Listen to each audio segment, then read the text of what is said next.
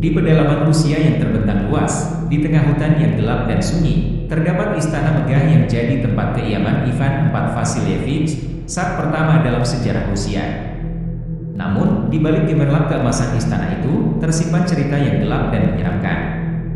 Dalam gemuruh dinginnya malam yang tak berkesudahan, Ivan duduk sendiri di ruang takhta, diliputi oleh kegelapan yang menyelimutinya seperti misteri yang tak terpecahkan. Matanya terpaku pada dinding, sementara bayangan-bayangan masa lalu menghantui pikirannya. Ivan the Terrible atau Ivan yang mengerikan, begitulah julukan mengerikan yang melekat padanya, seakan jadi bayangan yang tak bisa dilepaskan dari dirinya. Setiap kekejaman yang dilakukannya terpampang jelas di depan matanya, mengingatkannya akan dosa-dosa yang tak terampuni.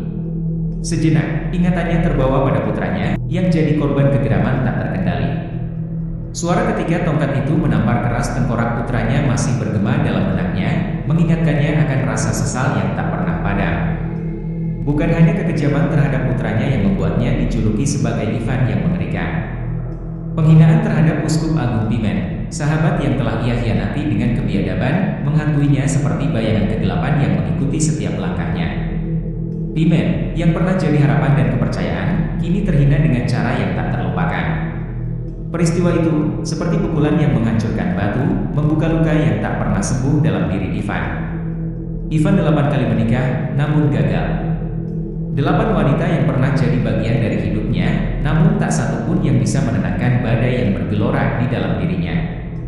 Tak terbayangkan, kekejaman yang dihadirkannya kepada Novgorod, kota yang jadi saksi bisu atas pembantaiannya yang kejam.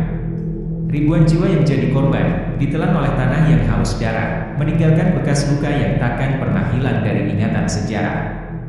Juga Kazan, kota yang jadi saksi atas kebutalan tak berbelas kasihnya. Pengepungan yang mengubah kota itu jadi medan perang yang memakan ribuan nyawa, sementara Ivan menari di atas puing-puing kehancuran yang diciptakannya. Di antara semua kekejaman yang dilakukan Ivan, mungkin eksekusi Mikhail Vorotinsky adalah yang paling mengguncang hatinya.